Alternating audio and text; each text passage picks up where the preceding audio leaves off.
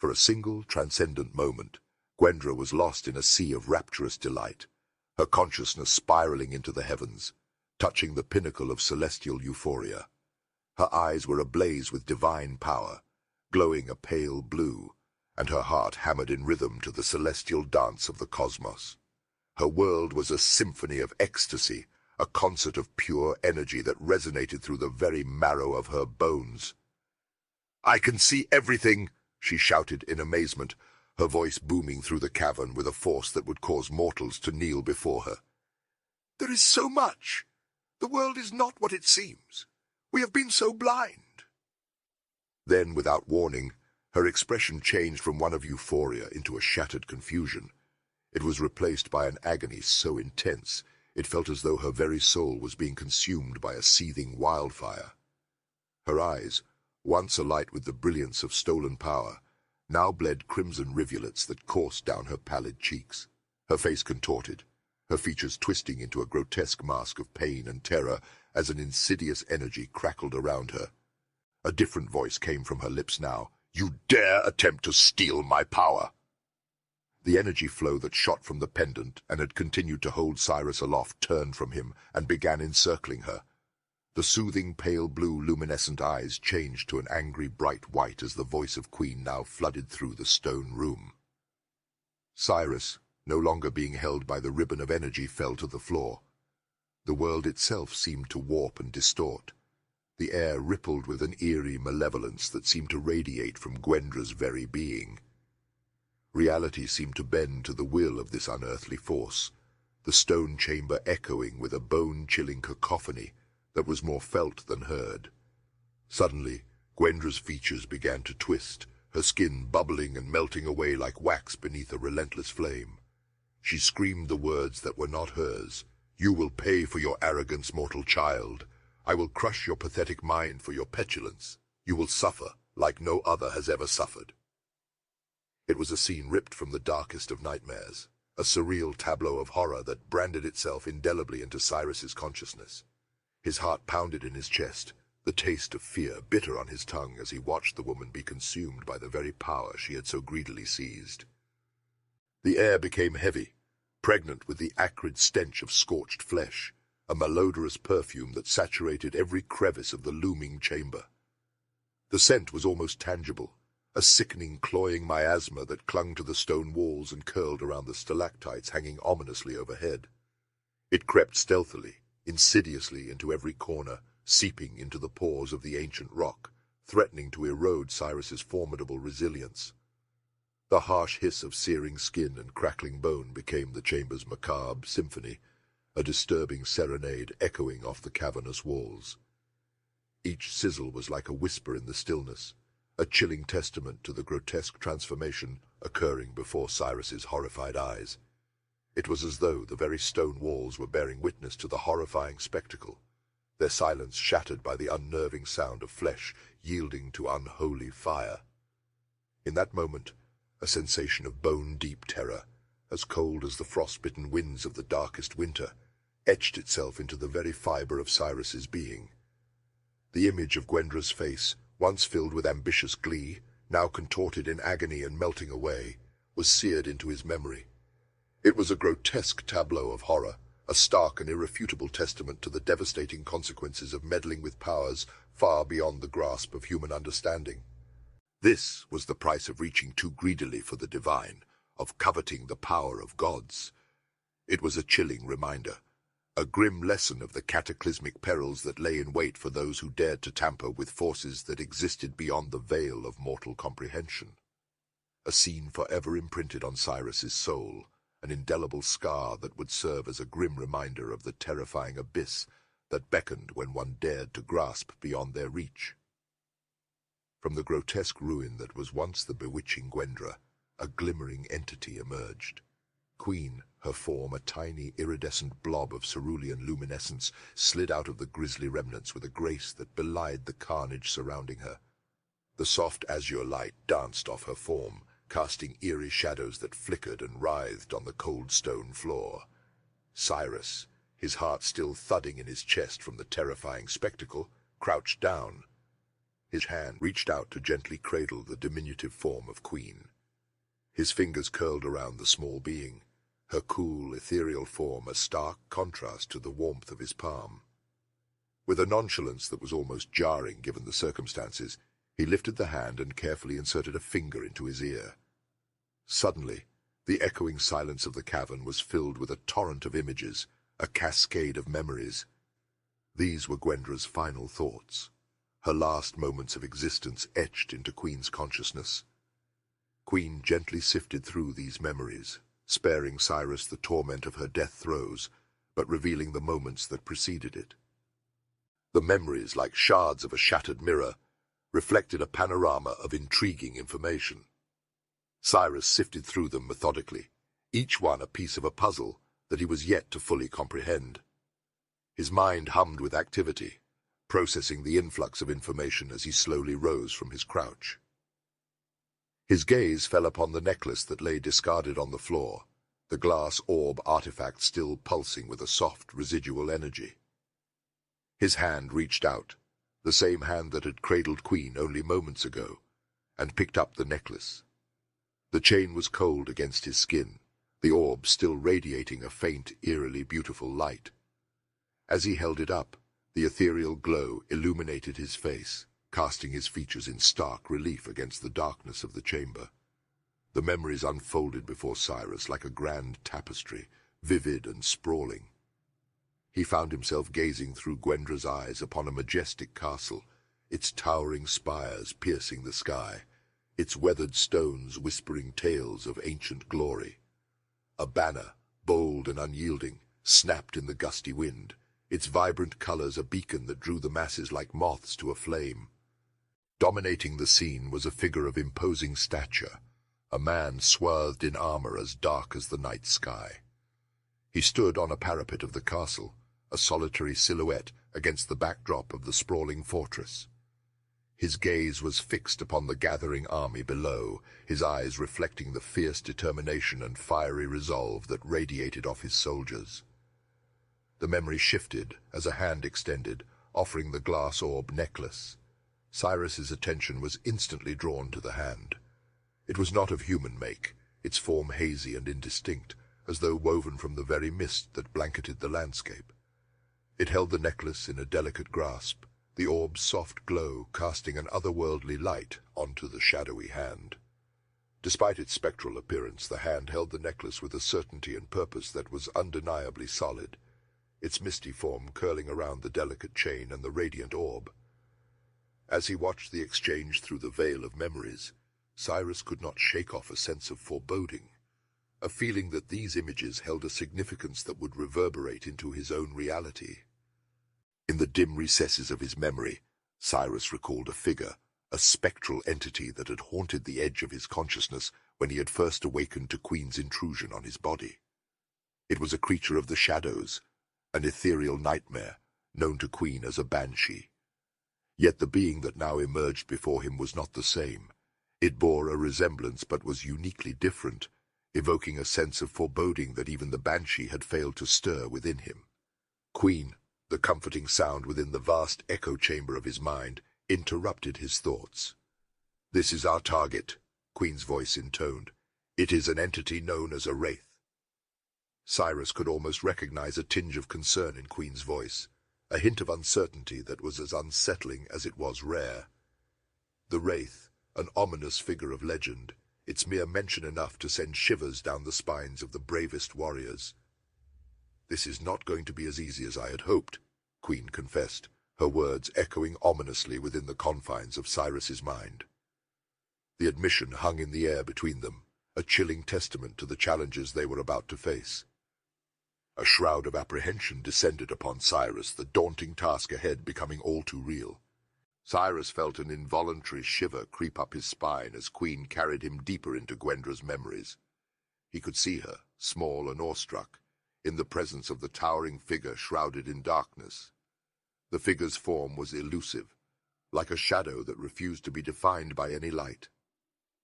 His ominous presence filled the room, a chilling antithesis to the flickering firelight. Gwendra, young and uninitiated, bowed deeply in gratitude, her body shaking slightly from the cold dread that the figure inspired. The figure extended what seemed to be a hand, the glass orb necklace dangling from his grasp like a sinister pendulum. The moment it touched Gwendra's hand, a voice echoed through the chamber. Yet no mouth moved, no vocal cords vibrated. The voice was an omnipresent entity, the words forming from the shivering air itself, a chilling symphony of the creature's will. "Utilize this to harness any power you desire, young Gwendra," the ethereal voice resonated, the words woven from the shuddering air. "Yet beware, upon your demise your soul shall serve as fuel to augment my own strength." Gwendra's gaze shifted, peering over the ramparts, down at the sea of figures assembled below. Cyrus felt a jolt of fear ripple through him, his heart pounding in his chest as he took an instinctive step back, despite only being an observer within the secure confines of the dark cavern. The sight that met his eyes was one of pure horror. Below, where he'd initially perceived an army of men, the truth dawned on him. This was no ordinary army. It was a legion of the living dead, skeletons clothed in decaying flesh, an unholy battalion that may be small now, but it was growing rapidly. A dread realization crashed over him like a tidal wave.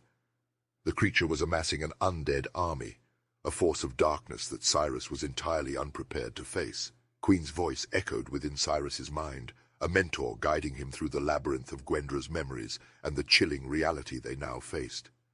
"Cyrus," Queen began, her voice a hushed murmur in the back of his mind. "Look closely. This power you're witnessing. It's a force equal to your own. The major pillar of spirit." As Queen spoke, Cyrus's eyes fixed on an undead soldier in the vision. The spectral warrior reached for a fallen comrade, but his ghostly hand passed through the figure, unable to make contact. "The Wraith," Queen continued, her tone grave, "has power over the physical and the spectral. Watch." In the vision, the Wraith raised a hand, and the spectral figure rose, solidifying into a tangible form. It was spirit anchoring at work, a raw demonstration of the Wraith's power over the realm of spirits. "This ability to anchor spirits to the physical world, it's a form of control." Queen's voice vibrated with intensity. "It can trap hostile spirits or keep friendly ones close. This power, it's his gift, his dominion." "But Queen," Cyrus's voice quivered, the scale of the creature's power sinking in. This is beyond any normal aspect of spirit. It's more, much more." Queen's agreement was a quiet sigh. "Indeed, Cyrus, look there." She directed his attention to the Wraith who stood on the parapet, his hand reaching out, guiding the undead with an unspoken command. The spectral army moved as one, an eerie synchronicity that reflected the creature's influence. This creature might have already defeated other pillars of creation. Its power has been enhanced, strengthened. Cyrus felt a chill creep up his spine. The words hung in the air, a terrifying possibility taking shape. "So you're saying the Wraith could have the major controller power along with other minor aspects?" "That's exactly what I'm saying, Cyrus." Queen's voice held a note of grim acceptance. "This creature may hold authority over more than just one aspect of creation." The revelation was a sobering moment, a stark reminder of the enormity of the challenge they faced. Cyrus could only stare at the vision of the undead army, his mind filled with a newfound fear. He knew that Queen lived inside his mind, so there was no need for him to communicate his doubts that they could defeat this foe. At the same time, Queen was glad that Cyrus did not know that she too doubted the success of such a mission. She had ran through the probabilities, and their chances of actually winning a direct attack against the powerful leader of the undead was close enough to zero that she was not sure how to handle the situation. She knew that Cyrus's 6-month stasis would cause her some trouble, but this just seemed to be set up against her. The weight of the revelation had sunk deep into Cyrus's psyche, the enormity of the situation spawning a surge of anxiety that he struggled to suppress. He turned his thoughts inwards, to the imagined image of Queen, her form mirroring his own concern at the situation. "You know," Cyrus started, his voice hushed, as if he were afraid to shatter the fragile silence between them. "I've been thinking. Maybe we should go back to the original plan." Queen, ready for any sort of out-of-the-box ideas, responded. The original plan, what do you mean? Cyrus' jaw set in a firm line stated, the one where we eliminate Gwendra in her sleep. For a moment, Queen merely studied thoughts, reflecting on the wavering images of his mind. Then, she let out a low, hollow laugh. It was an actual, heartfelt moment of humor, because as she laughed, Cyrus's body reacted in its own laugh. The sound seemed to echo off the cave walls and filled the space with a sense of foreboding. "Cyrus," she replied, her voice tinged with amusement and a hint of melancholy, "that would indeed be a fantastic idea. A simple, quiet solution to our rather complicated problem."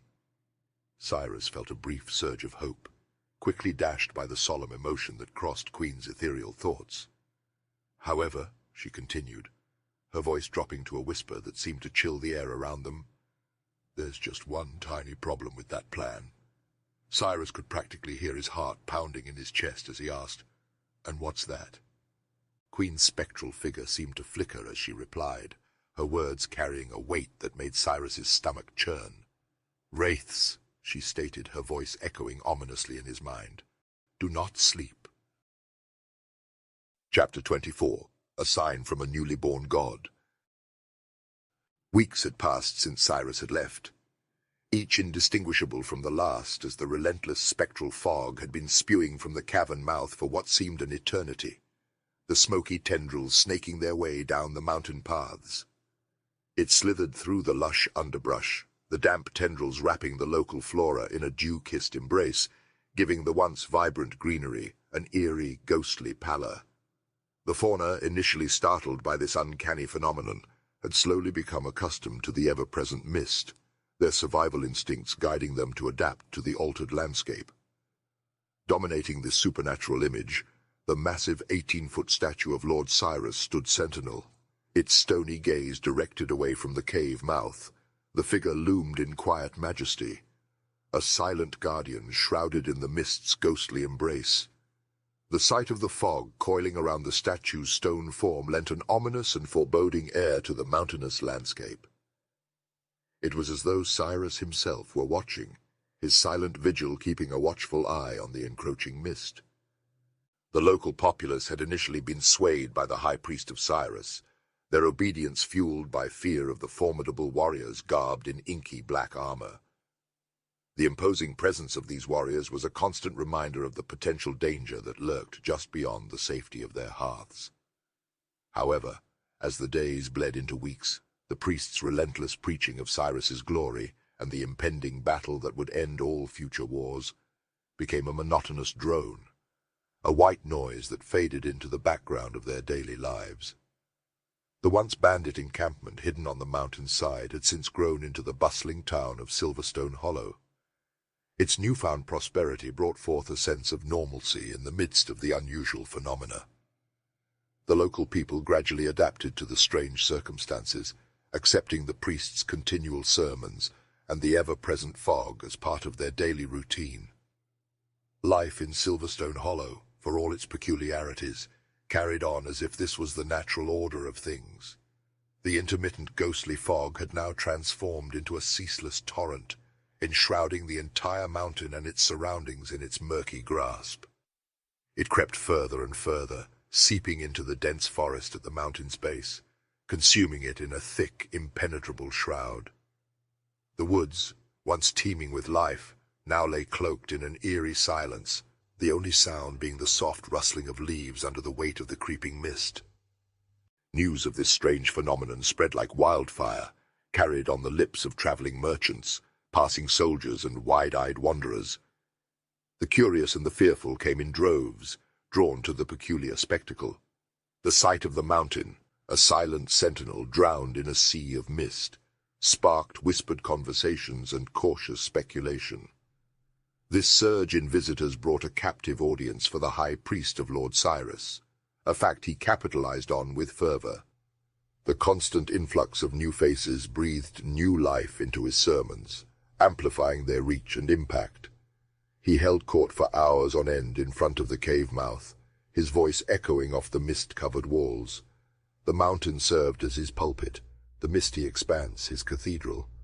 He weaved tales of chaotic hordes that would soon breach the veil of their world, painting vivid pictures of the impending doom. The crowd listened, enraptured, as he prophesied the Great War. With every word he heightened the sense of impending dread, his voice booming through the dense fog, reaching even the farthest corners of the gathering. "But do not despair," he would often conclude, his voice strong and unyielding, "for our Savior and God Cyrus is our shield against this chaos." He spoke of Cyrus's power, weaving tales of his might and the hope he represented. The onlookers, caught in the web of his words, held on to the promise of a savior, their hearts echoing with the name of Cyrus. His sermons, once a droning backdrop to their everyday lives, now pulsed with a renewed sense of urgency, feeding the flames of faith and fear alike. The relentless mist continued its ominous march, and after another week it reached the dilapidated remains of what had once been the bustling town of Emberstaff. The town, now a ghost of its former self, was a place where whispers of the savior Cyrus had first taken root. The townsfolk had personally borne witness to the majesty of Cyrus, who had descended upon their humble settlement like a beacon of hope, saving a young girl from the clutches of a cruel fate. Mistress Lillian, a silent and enigmatic figure on a pale white horse, would always be notified when Eldrick would give this particular sermon. He would point to her and explain how she was the girl that was saved that day, and now she gives her life in service to the great Lord. When that statement was made, Lillian would pull the reins of Cyrus's trained warhorse, and it would rear up on its hind legs. She knew that the theatrics weren't necessary, but if it helped get these people ready for the coming war, she would play her part. The town of Emberstaff had not been the same since. In the wake of Cyrus's visit, the town had spiraled into chaos, teetering on the brink of self-destruction. Tales of this turmoil were told and retold in the impassioned sermons of converts and disciples of Lord Cyrus, who traversed the land spreading the word of their savior. They painted a grim portrait of Emberstaff, a town consumed by its own malice, its destructive urges awakened and amplified in the light of Cyrus's divine presence. The once lively inn, a hub of laughter and camaraderie, was now nothing more than charred ruins, a testament to the town's descent into madness. The mayor of Emberstaff, once a figure of authority and respect, was found dangling in the middle of the street, a stark reminder of the town's swift fall from grace. Stories circulated of neighbor turning against neighbor, of friendships forged over years shattering in a heartbeat. Yet these tales were not spun to incite fear, but rather to illustrate the transformative power of Lord Cyrus. The evil that had lurked in the hearts of Emberstaff's residents, hidden under a veneer of civility, had been exposed and purged. The town's descent into chaos was not a consequence of Cyrus's visit, but rather a cathartic release, a cleansing brought forth by his divine presence. Cyrus had not caused the destruction, but merely illuminated the path to redemption. His name became a symbol of salvation, the promise of a better future etched in the ashes of Emberstaff. The passage of time had witnessed a profound change in the lives of Emberstaff's survivors. More than half of the town's former inhabitants now found solace on the slopes of the mist-enshrouded mountain, having traded their old lives for a newfound faith in the path of Cyrus. Their homes might have been reduced to ashes, but their spirits were far from broken. Instead, they had found a renewed purpose in the teachings of Lord Cyrus, a beacon of hope amidst the ruins of their past. Eldrick, a steadfast disciple of Cyrus, had taken it upon himself to guide this flock of newfound believers. With a fervor born of unwavering faith, he'd established several schoolhouses within the burgeoning mountain community. These humble learning centers, crafted from wood and stone, bore the promise of enlightenment, a testament to the transformative power of knowledge. Eldrick often addressed his eager pupils, his voice echoing through the makeshift classrooms. "Each one of you has the capacity for greatness," he would say, his words imbued with the weight of Cyrus's teachings. "Your quest for knowledge, your desire to learn is not just a personal endeavor. It is a direct command from our Lord Cyrus." He emphasized the importance of mental fortitude, drawing parallels between the strength of the mind and the strength of the body. The mind, like the body, requires training, he would tell them. A warrior hones his physical strength to battle foes, so must we sharpen our minds to overcome the trials that life presents us. Thus, under Eldric's tutelage, the followers of Cyrus found themselves on a journey of self-discovery and enlightenment, armed with the wisdom of their lord and the resilience of their spirit. The mountain, once a symbol of isolation, had become a beacon of hope, a testament to the enduring power of faith and the transformative potential of knowledge. As days turned into weeks, the unearthly mist continued its relentless expansion, weaving a spectral blanket over the land. Its ghostly tendrils crawled through forests and across rivers, drawing the curious and the faithful alike towards the heart of the phenomenon, the mountain, the statue, and the cave. People from all walks of life flocked to this epicenter, drawn by awe, curiosity, or a deep-seated yearning for something greater. Many, upon witnessing the majestic visage of Lord Cyrus, found their skepticism washed away by a wave of conviction, joining the growing ranks of his devoted followers. At the head of these ever-swelling forces stood General Service and General Clang, stalwart leaders as indomitable as the twin Crescent Blades they represented. They were the left and the right, embodying the duality of Cyrus's power, the destructive might to vanquish evil, and the protective strength to safeguard the innocent.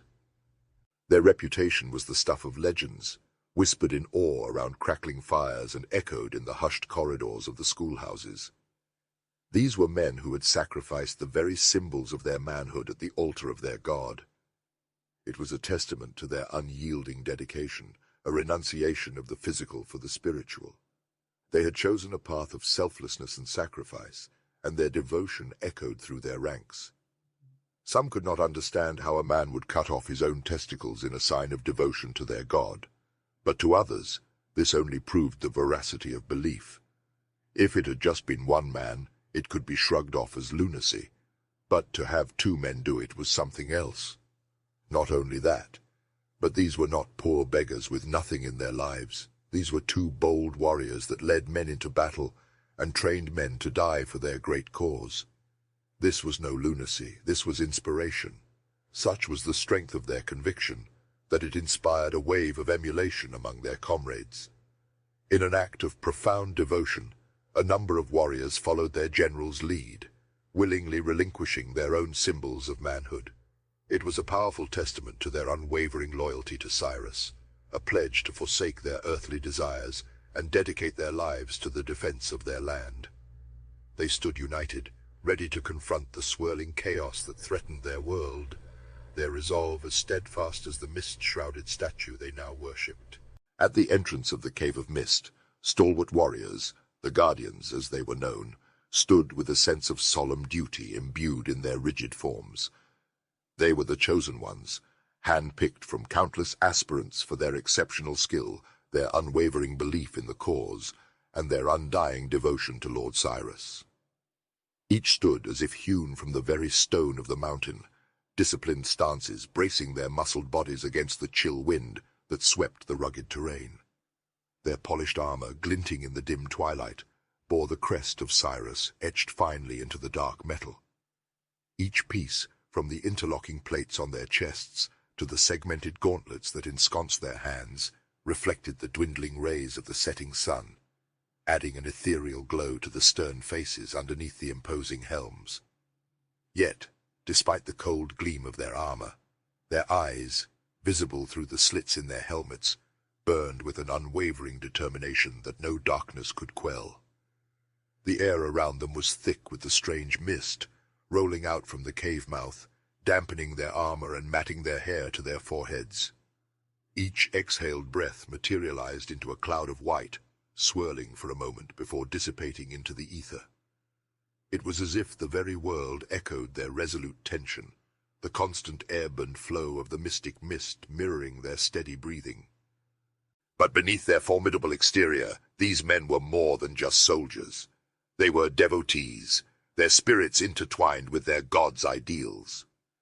Every heartbeat in their chest echoed the name of Lord Cyrus. Each breath they drew was a testament to their faith.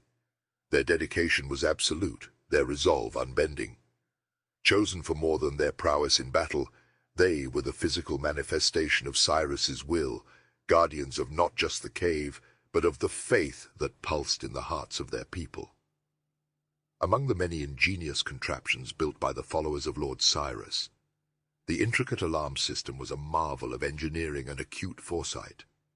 A complex network of finely tuned signal bells, each meticulously crafted, hung from towering wooden posts, stationed at strategic intervals along the mountainous terrain. Like silent sentinels, they stood in the shadow of the ominous cave of mist, their dull bronze surfaces an eerie contrast to the glistening dew-laden foliage around them. Each bell, an alchemical blend of bronze and a secret metal said to be blessed by the high priest of Cyrus himself, was shaped with such precision that when struck, the resulting sound would echo through the mountain passes, the sonorous tolling audible for 100 miles. The sound would then bounce from the rocky crags, creating a reverberating symphony of warning that would alert the dwellers in the most remote corners of the terrain. This was the intricate weave of their early warning system, a testament to the meticulous care with which the guardians watched over their holy ground. Every guardian held a slender iron rod, the tool meant to awaken the bells from their silent vigil. Its handle was wrapped in worn leather, darkened by the countless hands that had held it, a symbol of the duty that bound them all. They stood, their keen eyes never straying far from the mist-cloaked entrance of the cave. Their ears were tuned to the silence, listening for any break in the monotonous whispering of the wind, any hint of the danger that might lurk within the cave's shadowy depths. Underneath the veil of calm, their hearts pounded with anticipation, matching the rhythm of the silent bells awaiting their call. Their grip on the iron rods tightened and relaxed in a rhythmic cycle, a mirror of their steady breathing.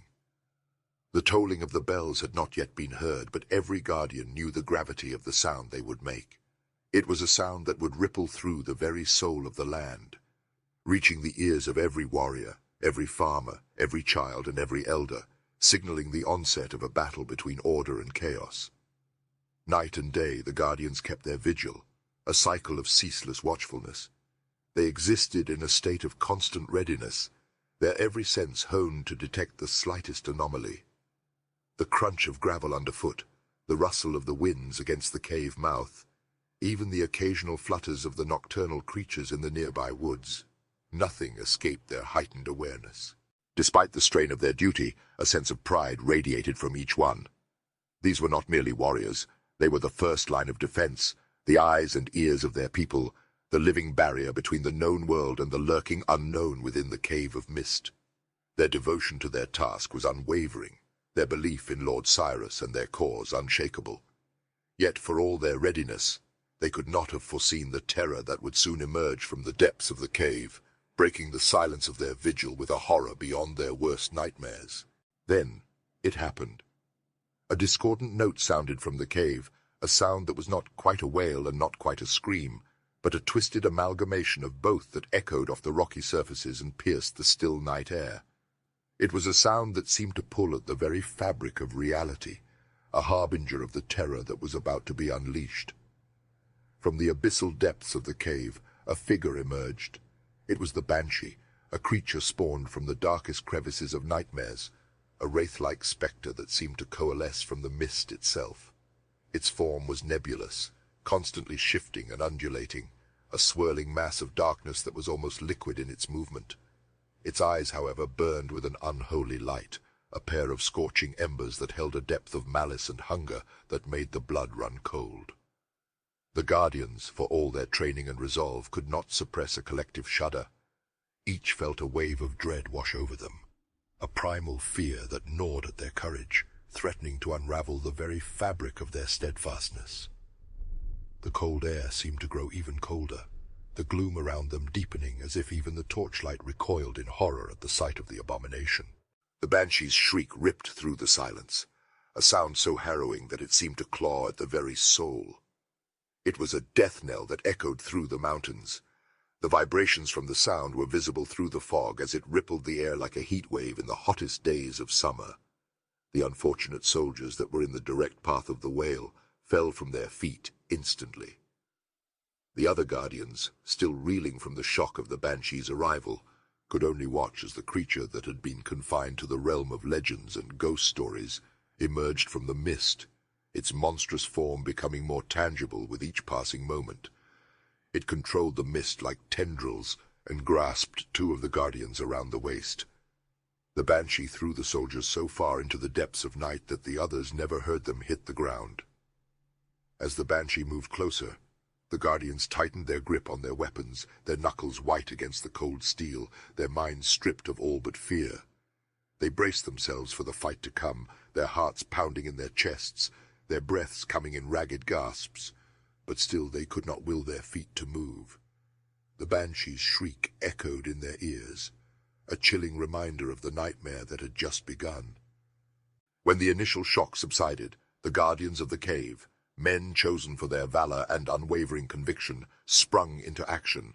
Their hearts pounded in their chests, adrenaline searing through their veins like wildfire. Despite the paralyzing fear that clung to them like a second skin, they were men of honor and would not be deterred from their duty. The battleground was a chaotic whirl of clashing steel and desperate cries, the guardians engaged in a dance as old as time itself.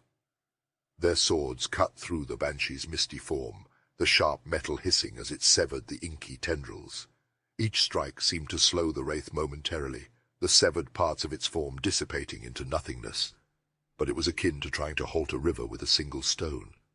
The Banshee merely reformed, its form as fluid and unforgiving as the dark abyss from whence it came. They fought with a desperation born of impending doom, their faces etched with grim determination. The air was thick with the sound of clanging metal, the screams of the falling, and the unearthly wails of the Banshee. Warriors who had stood tall and unflinching in the face of countless battles now found themselves struggling against an enemy that seemed impervious to their attacks. Each swing of their swords, each well-placed thrust, seemed to only infuriate the Banshee further. Its wails grew louder, a crescendo of pure rage and malice that echoed off the mountains, a symphony of terror that sent chills down the spines of even the bravest among them. Sweat and blood intermingled as the Guardians fought on, their bodies pushed to the limit as they faced the relentless onslaught of the Banshee. Their swords, now gleaming with an ethereal glow as they cut through the Banshee's form, were beginning to show signs of wear. Each swing was a little slower, each impact a little less forceful. The Guardians, soldiers of extraordinary bravery and unyielding determination, had always known their purpose was to protect their land and their people.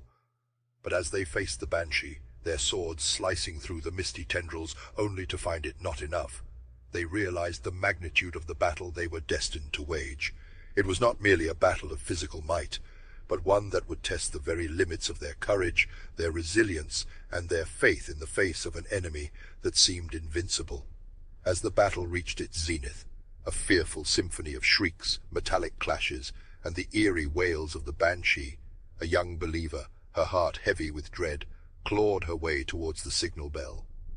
The young Guardian, no more than 15 winters old, was a recent convert to the path of Cyrus, her faith as yet untested.